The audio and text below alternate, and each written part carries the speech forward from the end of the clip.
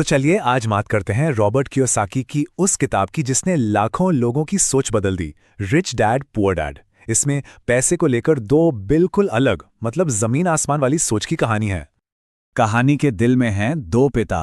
एक जो बहुत पढ़े लिखे थे लेकिन पैसों की तंगी से कभी बाहर नहीं निकल पाए, और दूसरे स्कूल ड्रॉप आउट जो आगे चलकर करोड़पति बने। इनकी सलाह में इतना फर्क क्यों था? पता है, यही फर्क असल में जिंदगी के दो बिल्कुल अलग रास्ते बना देता है। और यहीं से हमें समझ आता है वो जाल जिसमें करोड़ों लोग फंसे हुए हैं, जिसे रिच डैड कहते थे रैट रेस, मतलब चूहा दौड़।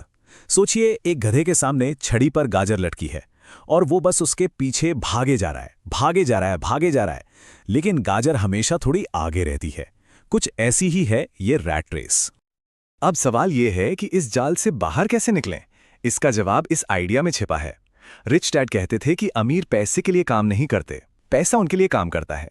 लेकिन जो रैट रेस में है उन्हें दो इमोशंस चलाते हैं, एक पैसा ना होने का डर और दूसरा उन चीजों का लालच जो पैसे से आ सकती हैं। और ये डर और लालच मिलकर एक ऐसा पैटर्न बना देते हैं जिसमें लोग फंस जाते हैं।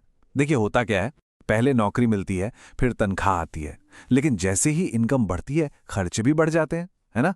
तो नतीजा क्या होता है? और ज्यादा मेहनत करनी पड़ती है बस वहीं टिके रहने के लिए। ये एक लूप है, एक अनथीन लूप। तो इस चक्र को तोड़ा कैसे जाए? इसका तरीका एक बहुत ही सिंपल लेकिन बहुत ही गहरे नियम में छिपा है। एक ऐसा नियम जो अमीर लोगों को बाकियों से बिल्कुल अलग कर देता है। और वो नियम क्या है? वो है एसेट्स और लायबिलिटीज के बीच का फर्क समझना। तो एसेट क्या है?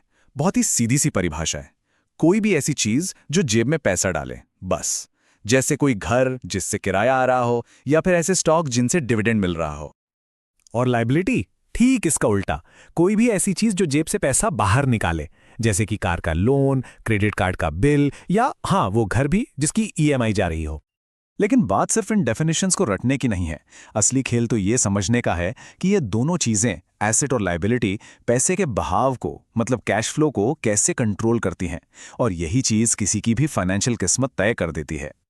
और यहीं पर सोच का फर्क साफ साफ दिखता है। मिडिल क्लास को जैसे ही सैलरी मिलती है वो उसे लायबिलिटीज खरीदने में लगा देते हैं, मतलब ऐसी चीजें जो पैसा खाती हैं। और अक्सर इन्हीं चीजों को गलती से एसेट समझ लिया जाता है। वहीं दूसरी तरफ अमीर लोग क्या करते हैं? वो सबसे पहले एसेट्स खरीदते हैं। ये एसेट्स उनके लिए और पैसा कमाते हैं, जिससे उनके खर्चे भी निकलते हैं और वो और ज्यादा एसेट्स खरीद पाते हैं। एक बढ़ता हुआ साइकिल। तो कैश फ्लो के इसी पैटर्न को समझना, यही है अमीर बनने का असली सीक्रेट। और इसे अपनी जिंदगी में उतारने के लिए कुछ खास कदम उठाने पड़ते हैं। पहला सिद्धांत, अपने काम से काम रखो। अब इसका यह मतलब नहीं कि अपनी कंपनी खोल लो, नहीं। इसका मतलब है अपना एसेट कॉलम बनाओ। देखिए, जो जॉब या प्रोफेशन है वो तो सैलरी के लिए है, लेकिन जो असली बिजनेस है वो है उस सैलरी से दौलत बनाना। तो फोकस होना चाहिए ऐसे एसेट्स खरीदने पर, जैसे ऐसे बिजनेस जिनमें हर वक्त मौजूद रहने की जरूरत ना हो। स्टॉक्स हो गए, बॉन्ड्स हो गए, या इनकम देने वाली रियल एस्टेट, मतलब कोई भी ऐसी चीज जिसमें इंटरेस्ट हो और जो अपने आप इनकम जनरेट करे।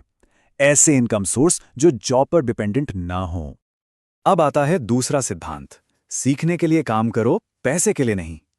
रिच डैड का कहना था कि नौकरी चुनते वक्त सिर्फ सैलरी मत देखो, ये देखो कि वहां सीखने को क्या मिलेगा, कौन सी नई स्किल्स मिलेंगी। रॉबर्ट कियोसाकी ने खुद ज़ेरॉक्स में नौकरी की थी, ज्यादा पैसे के लिए नहीं, बल्कि सेल्स की कला सीखने के लिए और रिजेक्शन के डर को जीतने के लिए। रिच डैड का यह भी मानना था कि असल फाइनेंशियल इंटेलिजेंस के लिए सिर्फ किताबी ज्ञान काफी नहीं है, इसके लिए हिम्मत चाहिए। और साथ में ये तीन जरूरी स्किल्स। पहली, ऐसे मौके ढूंढना जो दूसरों को नजर नहीं आते। दूसरी, पैसा जुटाने की कला। और तीसरी, अपने आसपास स्मार्ट लोगों को इकट्ठा करना। और आखिर में सबसे जरूरी बात, दौलत का मतलब सिर्फ पैसा नहीं है। दौलत का मतलब है फाइनेंशियल एजुकेशन, मतलब पैसों की समझ। सबसे पावरफुल टूल, सबसे बड़ा एसेट पैसा नहीं, बल्कि किसी का अपना दिमाग होता है। तो रिच डैड पुअर डैड के ये सिद्धांत सिर्फ कुछ टिप्स नहीं है, ये तो पैसे को देखने का पूरा नजरिया बदलने की एक दावत है। तो सवाल ये है कि कोई अपने सबसे बड़े एसेट यानी अपने दिमाग में कैसे इन्वेस्ट करेगा, क्योंकि असली सफर ज्यादा कमाने से नहीं बल्कि ज्यादा सीखने से शुरू होता है।